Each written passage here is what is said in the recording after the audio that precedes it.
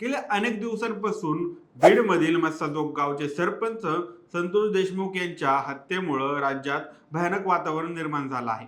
अनेक आंदोलनं, वाल्मिक कराडला अटक, धनंजय मुंडेंच्या राजीनाम्याची मागणी अशा सगळ्या घडामोडी घडत राहिल्या.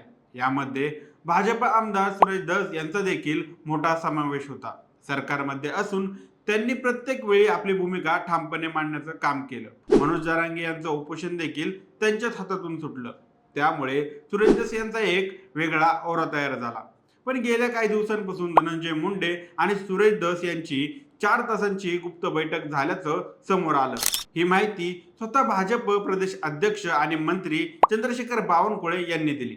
त्यामुळे सुरेश धस यांच्यावर मनोज जरांगे सोबतच सगळ्यांनी टीका करायला सुरुवात केली. आता या गोष्टीला जेमतेम काही दिवस झाल्यावरच लगेच धनंजय मुंडेंनी मंत्रिपदाचा राजीनामा दिला. खरं तर संतोष देशमुख यांच्या हत्येचा फोटो समोर आल्यानंतर हा राजीनामा देण्यात आला आहे असं सांगितलं जाते. हा संपूर्ण व्हिडिओ पाहण्यासाठी बायोमध्ये दिलेल्या लिंकवर जाऊन दैनिक राज्य लोकतंत्रच्या युट्यूब चॅनलला लगेच सबस्क्राईब करा. व्हिडिओ कसा वाटला तुमची मते आणि प्रतिक्रिया खाली कमेंट बॉक्समध्ये आम्हाला नक्की कळवा. धन्यवाद.